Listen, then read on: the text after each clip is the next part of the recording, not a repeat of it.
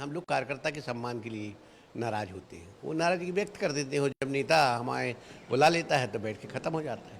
अगर कुछ गलती होती है तो उसको सुधारा जा सकता है और उसको सुधारने का प्रयास होगा ताकि सब मिलजुल कर काम करें। मध्य प्रदेश में कांग्रेस भले ही इनकार कर ले, लेकिन गाये बगाए नेताओं की नाखुशी नजर आ ही जाती है। कुछ दिन पहले भी बरगी से कांग्रेस विधायक संजय यादव ने कुछ इसी तरह निकाय चुनाव में तवज्जो नहीं देने पर खुलेआम नाराजगी जताई थी। तो अब मुरैना से कांग्रेस एमएलए राकेश मावई ने जिला अध्यक्ष पद से इस्तीफा दे दिया है। निकाय चुनाव में गुर्जर समाज को टिकट नहीं देने से राकेश मावई नाराज चल रहे थे, जिसके बाद उन्होंने प्रदेश अध्यक्ष कमलनाथ को पत्र लिखकर इस्तीफा दिया। हालांकि राकेश मावई इस्तीफे के पीछे की वजह कुछ और ही बता रहे हैं। चूँकि 2 पद रहने के बाद मतलब ये है कि मेरा पूरा ध्यान रहता है मुरैना विधानसभा के उसमें, और ज़िले का संगठन भी चलाना पड़ता है। तो अभी तक तो मैं चलाता हूँ, लेकिन ये अगला वर्ष जो हमारा चुनावी है, तो इस कारण मैंने आदरणीय कमलनाथ जी से आग्रह किया था कि मैं इस्तीफा देना चाहता हूँ मैं काफ़ी समय से। और अभी चूँकि संगठन के चुनाव है, ये वक्त है कि दूसरे कार्यकर्ताओं को मौका मिलना चाहिए। नगरीय निकाय चुनाव में अभी हमारा महापौर जीता है, हमने सभापति बनाया है, और वो मैटर सिर्फ ग्वालियर का था और वो मैटर सुलझ गया था। और राकेश मावई की नाराजगी कांग्रेस के लिए मुश्किलें बढ़ा सकती है, क्योंकि राकेश उन विधायकों में शामिल हैं जिन्होंने 2020 में हुए उपचुनाव में कांग्रेस को जीत दिलाई थी। इधर कांग्रेस विधायकों की नाराजगी ने बीजेपी को फिर से बोलने का मौका दे दिया है। बीजेपी इसे कांग्रेस की गुटबाजी बताकर उस पर तंज कस रही है। तो कांग्रेस के लोगों में एक निराशा का वातावरण है और इसलिए लगातार लोग कांग्रेस छोड़ रहे हैं। 2018 का जब चुनाव हुआ तब कांग्रेस के 114 विधायक थे और अब जो है वो 96 विधायक रह गए। उसमें भी 19 ने राष्ट्रपति जी के चुनाव में क्रॉस वोटिंग की है। इसका मतलब ये है कि कांग्रेस में बड़े पैमाने पर विधायक कांग्रेस छोड़ रहे हैं और अनेक विधायक हम लोगों के संपर्क में है जो भारतीय जनता पार्टी में आना चाहते हैं और कांग्रेस लोग छोड़ना चाहते हैं। निकाय चुनाव में कांग्रेस ने एकजुटता दिखाने की कोशिश की थी। रूठे नेताओं को भी कांग्रेस के वरिष्ठ नेता बनाते दिखे थे, लेकिन निकाय चुनाव के बाद फिर कांग्रेस नेता अपनी पार्टी के खिलाफ तेवर दिखा रही हैं। 2023 में होने वाले चुनाव के लिहाज से कांग्रेस के लिए अच्छे संकेत नहीं है, क्योंकि बीजेपी इस मौके को भुनाने से पीछे नहीं हटेगी। ऐसे में कांग्रेस को अगर अगले साल होने वाले विधानसभा चुनाव में बीजेपी को टक्कर देना है तो एक मजबूत रणनीति के साथ डैमेज कंट्रोल करना ही होगा। नमस्कार, मैं हूं शरद द्विवेदी और बहुत स्वागत है आपका हमारी खास पेशकश आज का मुद्दा में। रूठी कांग्रेस। कांग्रेस के लिए रूठना कोई नई बात नहीं है और ये बल्कि आप कह सकते हैं कि कांग्रेस का जो खुलापन है, एक आंदोलन की पार्टी मानी जाती है कांग्रेस, और आंदोलन की पार्टी में ये चीज़ हमेशा होती है कि वहाँ जो कुछ भी होता है वो खुला खेल फर्रुखाबादी होता है। लेकिन जैसा कहा जाता है कि कोई भी चीज़ जब आपकी प्रतिकूल स्थितियों में आपको परेशान करती है तो आपकी जो खामी भी होती है, अगर आपका अच्छा समय चल रहा होता है तो आपकी खामी भी लोग कहते हैं खूबी है। ये वाह क्या बात है, आंदोलन की पार्टी है साहब, क्या खुलकर एक दूसरे के खिलाफ बोलते हैं बैठकों में। कमाल है कांग्रेस, गजब है कांग्रेस। क्योंकि कांग्रेस में जब वो सत्ता में 40 सालों तक रही, केंद्र में, राज्यों में, तो ये सारी चीज़ें उसके यहाँ रहीं। लेकिन तब ये चीज़ खूबी थी कांग्रेस की। और उस वक्त जबकि वो एक बेहद कठिन दौर से गुजर रही है और देश के चंद राज्यों तक ही महदूद होकर सिमट कर रह गई है, वहाँ ये कांग्रेस के लिए एक बड़ी खामी बन गई है कि जहाँ कलह का स्वर गूंजा वहाँ ये चिंता शुरू हो गई कि अरे गुरु, ये कुनबे की कलह कहीं डुबा नहीं दे यार, संभल के रहो भैया, बहुत गड़बड़ हो रही है, संभाल के चलो।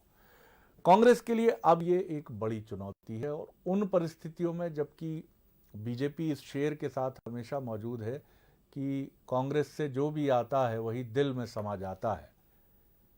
ढेर सारे कांग्रेसियों का प्यासा है बीजेपी का समंदर। तो निश्चित माफ कीजिए, मैंने तोड़फोड़ कर दी है शेर के साथ। शेर, असली शेर भी सुन लीजिए जो शेर के शौकीन है कि जो भी आता है वही दिल में समा जाता है, न जाने कितने दरियाओं का प्यासा है समंदर मेरा। तो ये समंदर जो बीजेपी का है, ये कांग्रेस के न जाने कितने दरियाओं का प्यासा है, और ये दरिया भी उमड़ उमड़ कर चले आते हैं कि हे समंदर हमें गले लगा लो।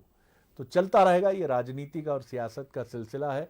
लेकिन ये ताज़ा तरीन जो मामला है, ये फिर बताता है कि कांग्रेस को इसको बहुत टैक्टफुली हैंडल करना पड़ेगा। अतीत में जिस तरह की घटनाएं, हालांकि जाने वाले को कोई रोक नहीं पाया सर, ये तो हम भी अनुभव से कह सकते हैं, लेकिन फिर भी जितनी कोशिशें हो सकती हैं वो कोशिशें की जानी चाहिए। आज इसी पर हम बात करेंगे। जो मेहमान हमारे साथ हैं उनसे मिल लीजिए। हमारे साथ हैं भारतीय जनता पार्टी के वरिष्ठ विधायक और कैबिनेट में बहुत मजबूती से प्रवेश के, मैं दावेदार और ये सब नहीं कहूँगा, मैं उनके लिए एक नया शब्द प्रयोग करूँगा क्षमा चाहते हुए, हकदार, कैबिनेट में प्रवेश के हकदार यशपाल जी को ढेर सारी शुभकामनाओं के साथ, क्योंकि सुन रहे हैं कि दीपावली या उसके आसपास कोई अच्छी खबर सुनाई जा सकती है, तो उस अच्छी खबर में यशपाल जी अग्रणी हो, ऐसी हमारी शुभकामना। बहुत स्वागत है। अब्बास हफीज़ साहब हैं, उपाध्यक्ष हैं कांग्रेस के मीडिया विभाग के, एक बड़ी खुश पसंद शख्सियत हैं, किरदार हैं, सोशल मीडिया के माहिर कीमियागार हैं। क्या कीमियागिरी कहते हैं उसको, क्या कहते हैं उर्दू में अब्बास साहब? मेरी उर्दू भी आपकी ही तरह है। अरे वाह, बहुत खूबसूरत है। यही है, यही सबसे खूबसूरती है इस मिट्टी की। और हमारे पॉलिटिकल एडिटर मनोज सैनी साहब हमारे साथ हैं, एग्जीक्यूटिव एडिटर हैं, और तमाम बीजेपी और कांग्रेस के हालातों पर उनकी निगाह रहती। किस तरह देखते हैं मनोज, ये ताज़ा मसला कितना चिंता की बात है कांग्रेस के लिए, या अब कांग्रेस के लिए ये इतना आम हो गया है कि उन्होंने ऐसे अपने कोट पर जैसे छिटका, अरे कुछ नहीं, मावई भी मान जाएंगे, संजय यादव भी मान जाएंगे, थोड़ी तकलीफें आती हैं, खत्म हो जाएगा।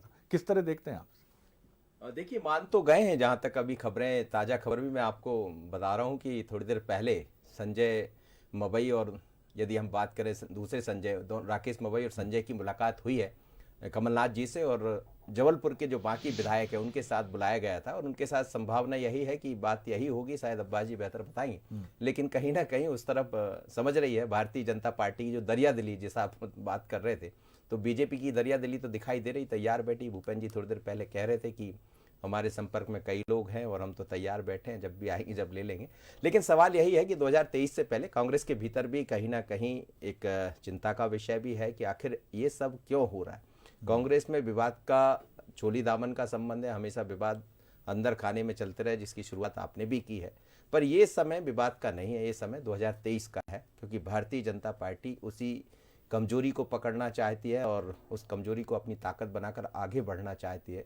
और कांग्रेस अब ये चाहती नहीं है कि हमारी कमजोरी भारतीय जनता पार्टी के हाथ में चले जाए। तो शाम होते होते ही कमलनाथ जी ने इस पर थोड़ा सा, जो आप कह रहे थे कि उसको दूर करने का प्रयास किया, और संभावना यही जाहिर की जा सकती है कि ठीक हुआ होगा।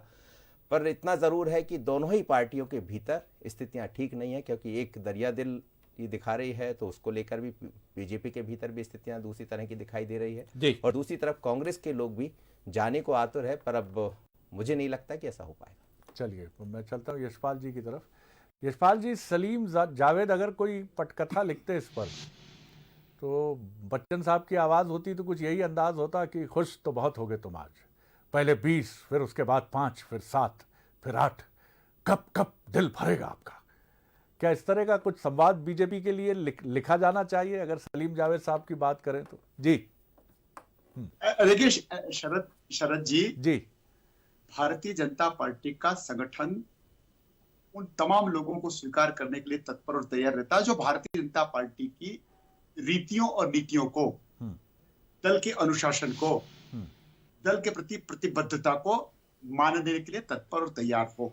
हमने कभी किसी के लिए दरवाजे बंद नहीं किए। जो आएगा वो स्थान पाएगा, कार्यकर्ता की भूमिका में रहेगा, जनप्रतिनिधि की भूमिका में रहेगा, संगठन की भूमिका में रहेगा। लेकिन शरद जी, आज की आपकी एक टिप्पणी मुझे बहुत अपील कर रही है जी, और इस बात को लेकर के आपने पहले कभी नहीं कहा, मैंने पहली बार आपके मुखारबिंद से सुना।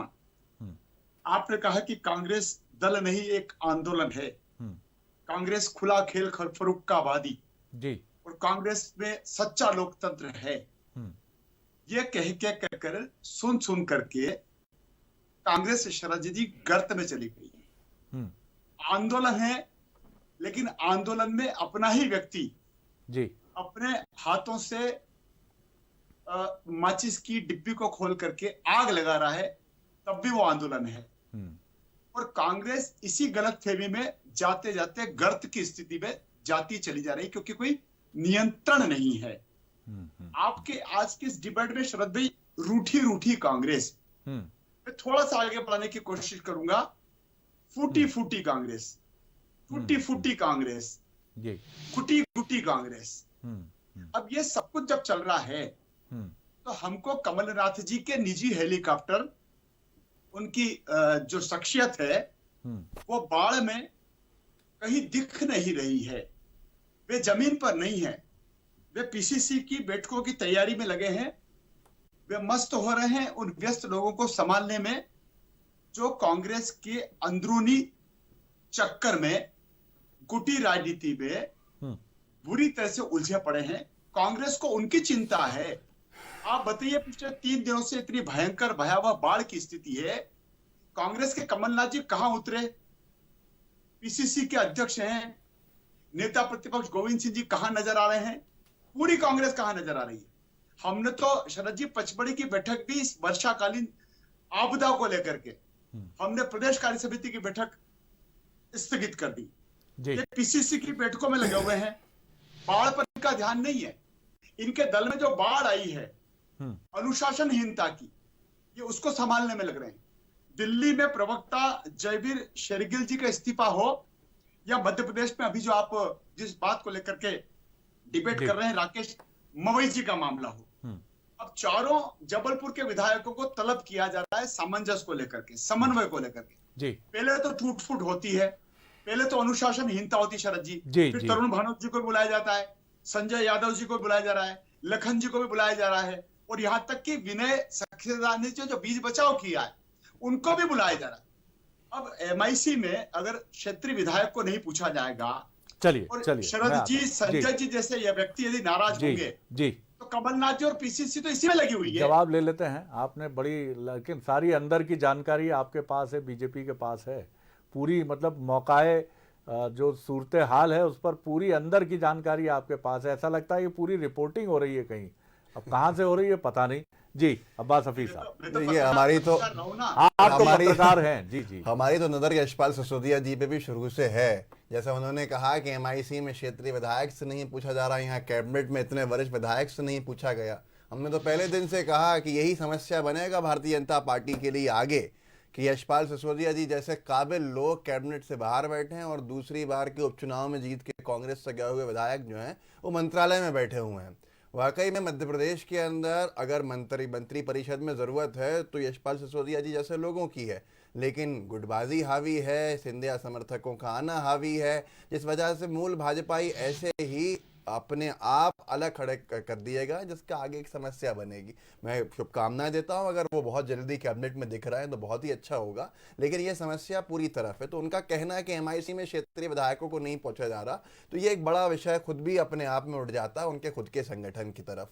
ये बड़ा एक मामला चल रहा है बीजेपी में कि पूरी चिंता जो है वो कांग्रेस पार्टी की है। कांग्रेस पार्टी क्या कर रही है? कांग्रेस पार्टी में ये पूरे हर एक व्यक्ति की जुबान पे है कि भारतीय जनता पार्टी में सब कुछ ठीक नहीं है। भारतीय जनता पार्टी के अंदर गुटबाजी चरम सीमा के ऊपर है, अंतर कला मतभेद मनभेद तक आ चुके हैं। जबलपुर की बात की जा रही है, जबलपुर के अंदर संजय यादव जी मुझे आज ही मिले, संजय यादव जी से मेरी बात भी हुई, मेरी खुद ऐसे ही बात हुई, बहुत अच्छे परिचय है क्योंकि वो भी अच्छे चैनल्स के ऊपर आते हैं, सारी चीज़ें होती हैं, चर्चा होती है। तो उन्होंने कहा कि मेरा कुछ ऐसा नहीं है, कमलनाथ जी से बातचीत का समय मिल गया है और जो शिकायत है मैं अपने नेता को कह दूंगा जो भी है, और वो सब कुछ घर की बात है हो जाएगी।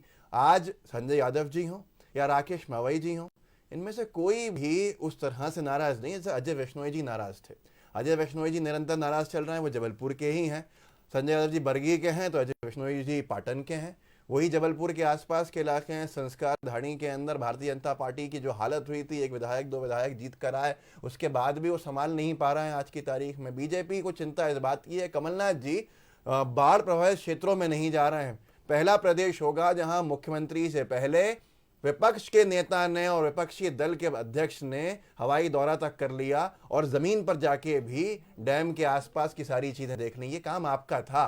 आप लोगों के सबसे बड़े नेता अमित शाह जी के आने की वजह से आपने उस कार्यक्रम को रद्द नहीं किया जिस दिन पूरे मध्य प्रदेश की राजधानी बदहाल हो गई थी। 15 घंटे चिंता नहीं की गई, 15 घंटे लाइट नहीं थी, बिजली नहीं थी, पूरे रास्ते जो थे ठप पड़े हुए थे। जो बाढ़ प्रभावित इलाके थे उनके अंदर वाटर लॉगिंग के एरिया से निकाला जा रहा था लोगों को, और जो अच्छे सड़क मार्ग थे वो अमित शाह जी के लिए बंद कर दिए गए थे। मैं खुद 2-2.5 घंटे फंसा रहा हूं उस दिन राजधानी के मुख्य मार्गों के ऊपर। तो ये हालत तो आपकी थी, हमें तो उम्मीद थी कि आप वो दौरा कार्यक्रम रद्द कर देंगे। अगर बाढ़ से भयावह हालात बन चुके थे तो उसके बाद भी नहीं किया गया। तो ये सारी चीजें पहले अपने आप में देखना पड़ेगा और फिर अपना खुद का आकलन कर लें तो बहुत अच्छा होगा, क्योंकि आप सत्ता के अंदर है, जिम्मेदारी आपकी है। और ये भ्रष्टाचार की जो भेंट चढ़ा है पूरा इंफ्रास्ट्रक्चर, इससे बड़े सवाल खड़े हो रहे हैं। आखिरी बात, आपके यहाँ तो समन्वय बनाने के लिए पूरे जो अध्यक्ष हों, मुख्यमंत्री हों, बड़े बड़े गुट के नेता हों, उनको बुलाना पड़ा है, कितनी बार तलब करना पड़ा है प्रभारी के माध्यम से। और जो तस्वीर वायरल हुई है स्टेट हैंगर की, उसने तो बहुत कुछ बयान कर दिया है।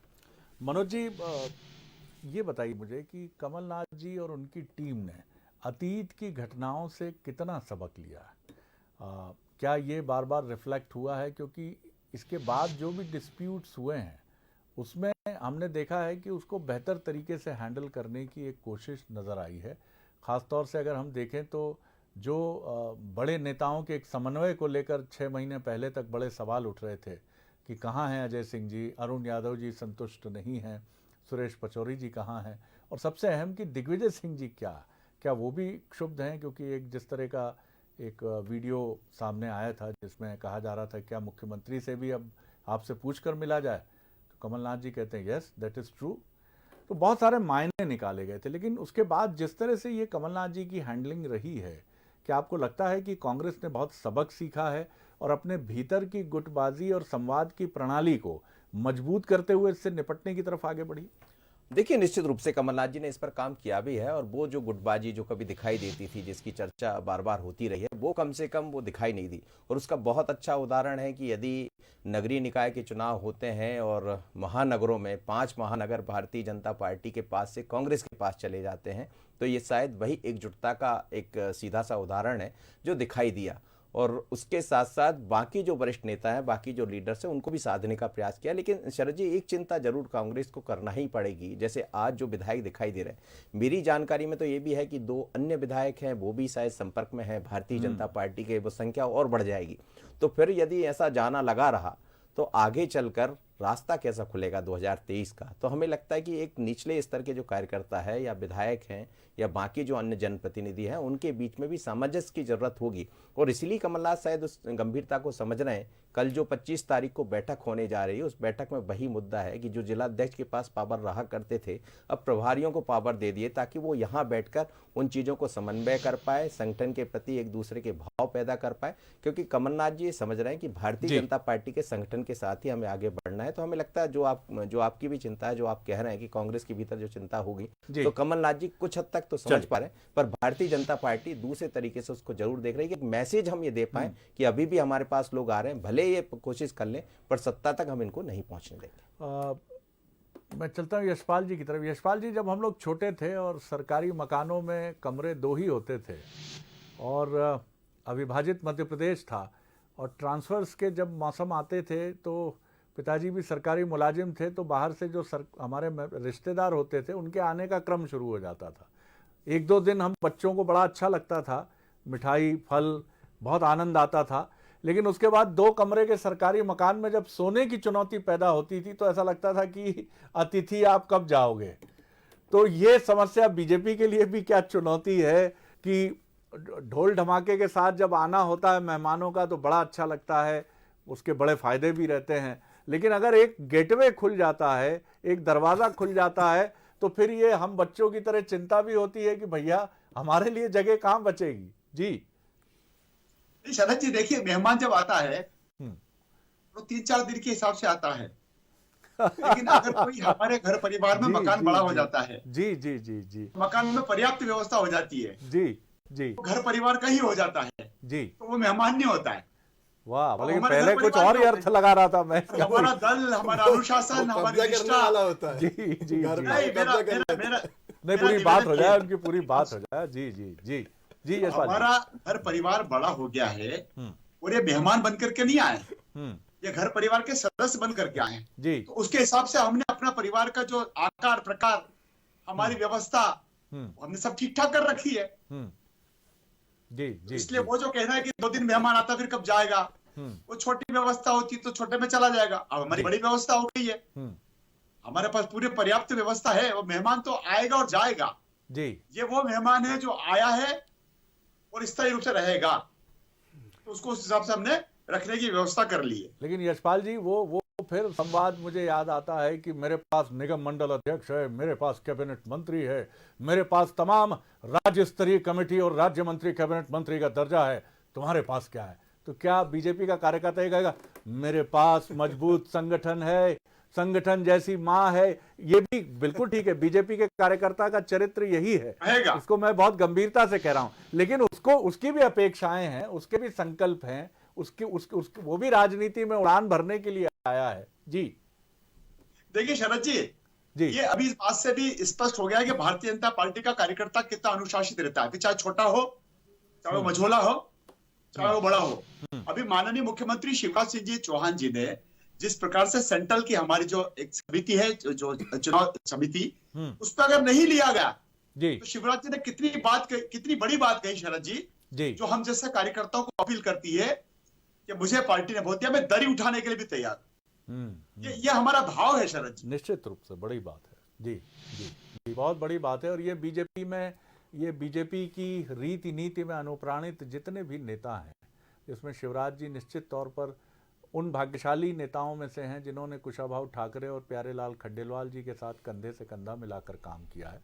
तो वो समझते हैं उस त्याग को, उस विश्वास को, और पार्टी के ऊपर एक बिल्कुल जिसको कहा जाता है कि बिल्कुल मातृ और पितृभाव को रख कर सारी चीज़ों को छोड़ना। बड़ा आप क्या कहेंगे कंक्लूडिंग रिमार्क? सबसे बड़ा विषय यह है कि जो कहा गया, रजपाल सिसोदिया जी ने कहा कि अतिथि अब जब हमेशा के लिए आगे आए तो परिवार में वो चीज़ें बड़ी कर ली गई हैं। हम जब सत्ता में थे तो 15 महीने में देखते थे, जब भी अध्यक्षीय दीर्घा में जाके सुनने का मौका मिला तो यशपाल जी सबसे आगे खड़े होकर बहुत मुकर्रता से बोलते थे और बहुत अच्छे ढंग से चीज़ों को पेश करते थे। लेकिन क्या हुआ, जब अतिथि परमानेंटली आ गए तो यशपाल जी जैसे काबिल लोगों से जो फायदा होना था पूरे प्रदेश को वो नहीं रहा, और राजनीति के भेंट पूरा का पूरा कैबिनेट चढ़ गया, पूरी सरकार चढ़ गई। तो ये सबसे बड़ा नुकसान है जो भारतीय जनता पार्टी में शायद यशपाल सिसोदिया जी जैसे लोग कुछ नहीं कहेंगे, लेकिन इनके जैसे अलग जो युवा हैं वो आज बहुत ज्यादा अंदर से बहुत कुछ लेके बैठे हैं, जो आने वाले समय में जितने इनके पास जा रहे हैं, शरद जी हमें नुकसान नहीं होगा, जितने इनके पास जा रहे हैं वो इन क्षेत्रों के अंदर इनकी जो परेशानी खड़ी कर रहे हैं, रोकने वाले नहीं, जो जाने वाले थे वो चले गए। कमलनाथ जी ने कहा जनता सबसे बड़ी है